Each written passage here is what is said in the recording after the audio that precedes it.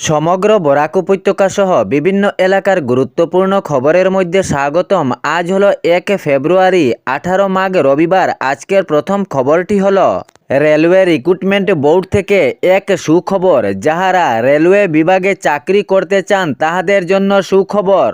Railway recruitment board নতুন করে group D পদে নতুন বিজ্ঞপ্তি প্রকাশ করল। প্রায় 22,000 কর্মীকে শূন্য পদে নিয়োগ করা হবে। যাহারা রেলওয়ে বিভাগে চাকরি করতে ইচ্ছুক তাহাদের জন্য সুখবর। আবেদন করতে পারেন অতি শীঘ্রই।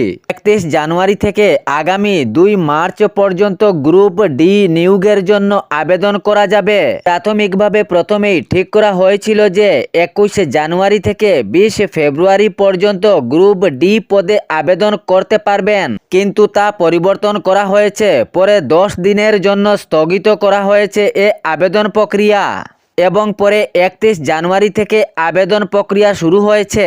যাহারা রেলওয়ে বিভাগে চাকরি করতে চান তাহারা অতি শীঘ্রই আবেদন করতে পারেন।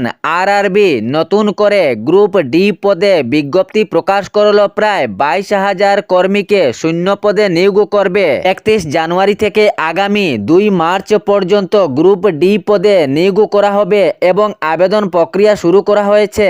যদি আপনি ইচ্ছুক তাহলে আবেদন করতে পারেন অনলাইনে www.rrbapply.job.in এ গিয়ে আবেদন করতে পারেন। তবে ইহাতে একটু সাবধান যে প্রার্থী আবেদন করবেন এর পূর্বে আধার কার্ডের বিবরণ এবং ফটো আপডেট করতে হবে। আধারের সঙ্গে প্রাথমিক তথ্য যাচাই করতে হবে আবেদনের প্রক্রিয়ার সময়। এর পরবর্তী খবরটি হলো আবার মুখ্যমন্ত্রী পদে ডক্টর হিমন্ত বিশ্ব শর্মা বললেন স্বরাষ্ট্রমন্ত্রী অমিত শাহ। তিনি উনার বক্তব্যের মাধ্যমে এটিও জানালেন রাজ্যে আবার তৃতীয়বারের মতো বিজেপি সরকার গঠন করবে। তিনি জানিয়েছেন ডক্টর হিমন্ত বিশ্ব শর্মার নেতৃত্বে রাজ্যে আবার বিজেপি সরকার গঠন করা হবে। তিনি আরও জানিয়েছেন কংগ্রেস আমলে বন্দুক গুলির আওয়াজ, কারফিউ, বোম বিস্ফোরণ, কিন্তু বিজেপির আমলে শান্তি রয়েছে। এসব দাঙ্গা প্রসাদ সব বন্ধ হয়েছে, শান্তিপূর্ণ জীবন মিলেছে, শান্তিপূর্ণভাবে গানও শোনা যাচ্ছে ভূপেন হাজারিকার। এ সমস্ত বক্তব্য তুলে ধরলেন স্বরাষ্ট্রমন্ত্রী অমিত শাহ।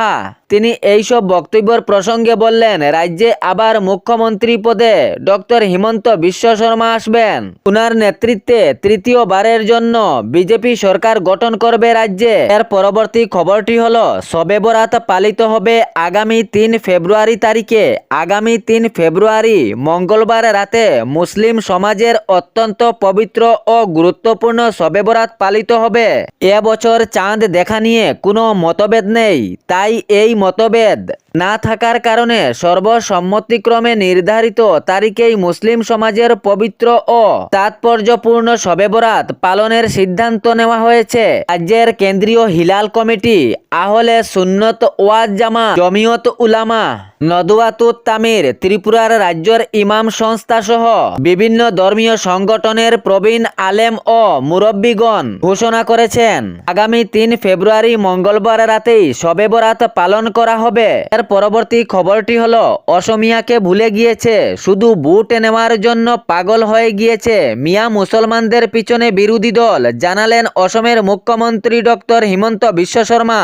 বক্তব্যের মাধ্যমে হেমন্ত জানিয়েছেন মিয়ার ব্যাপারে যদি কেউ কিছু বলে তাহলে চিৎকার শুরু করবে বিরোধী দল, কিন্তু অসমিয়াদের ব্যাপারে যদি কেউ কিছু বলে তাহলে চুপ থাকবে বিরোধী দল। প্রসঙ্গে তিনি আরও জানিয়েছেন মিয়ার অর্থ বাংলাদেশ থেকে যে লোকজন এসেছে তাহার উপরেই হয়। আমি এই অবৈধভাবে যে মিয়া মুসলমানরা রাজ্যে এসেছেন তাদেরকে তাড়া করে ছাড়ব। এক নয় হাজার গৌরব গগৈ, হাজার রাহুল গান্ধী আসলেও এটি বন্ধ হবে না।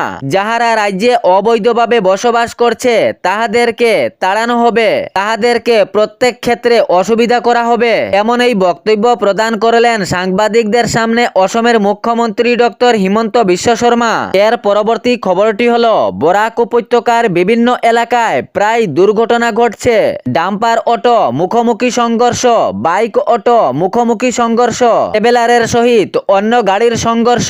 এমন অবস্থায় দুর্ঘটনার শিকার অনেকেই লোকজন। প্রায় প্রতিনিয়তই বরাক উপত্যকার বিভিন্ন এলাকায় এরকম দুর্ঘটনা ঘটছে। এই দুর্ঘটনার কবলে পড়ে আহত নিহত হচ্ছেন অনেকজনেই। এ বিষয়ে প্রশাসনের দৃষ্টি আকর্ষণ করার চেষ্টা চালিয়েছেন সাধারণ জনগণ। সাধারণ জনগণ জানিয়েছেন প্রতিনিয়ত প্রায় এরকম দুর্ঘটনার কবলে পড়ে অনেক লোকজনের নিহত আহত হচ্ছে। এ বিষয়ে প্রশাসন নীরব পালন করলে হবে না, প্রশাসনকে তীক্ষ্ণ নজরে এগুলো সমাধান করতে হবে। প্রশাসনের কড়া নজর রাখতে হবে এ ব্যাপারে, এমনই মত প্রকাশ করলেন সাধারণ জনগণ। এর পরবর্তী খবরটি হলো মুখ্যমন্ত্রীর হুঙ্কার বক্তব্যে রাজ্য থেকে বহিরাজ্যেও প্রতিবাদ। মিয়া মুসলমানদের কষ্ট অত্যাচার, মিয়া মুসলমানদের উচ্ছেদ অভিযান সহ গাড়ি ভাড়া নিয়েও প্রতিবাদ। এ অবস্থায় অনেক প্রতিবাদ উঠে এসেছে। মুখ্যমন্ত্রী একতরফা দেখছেন। মুখ্যমন্ত্রী হিসাবে উনার নজর চতুর্দিকে রাখা দরকার, কিন্তু এমন অবস্থায় এরকম দেখা যাচ্ছে না। শুধু মিয়া মুসলমানদের উপর অত্যাচার কষ্ট, এ নিয়ে বিভিন্ন মহলে প্রতিবাদের রূপ নিয়েছে। সাধারণ জনগণ থেকে বিভিন্ন সংগঠন মহলেও এরকম সাড়া পাওয়া গিয়েছে। মুখ্যমন্ত্রী হিসাবে এমন করা ঠিক নয়। মুখ্যমন্ত্রী হলে সবার জন্য সমান। বিভিন্ন মহল থেকে অভিযোগ, এমনই মুখ্যমন্ত্রী রাজ্যে একতরফা ছিল। বরাক উপত্যকা সহ বিভিন্ন এলাকার গুরুত্বপূর্ণ খবর, এরকম নিত্য নতুন খবর পাওয়ার জন্য চ্যানেলটি সাবস্ক্রাইব করে রাখবেন এবং ভিডিওটি লাইক করে শেয়ার করতে ভুলবেন না, যাতে সঠিক সংবাদগুলো অন্যজনের কাছে পৌঁছায়। ধন্যবাদ।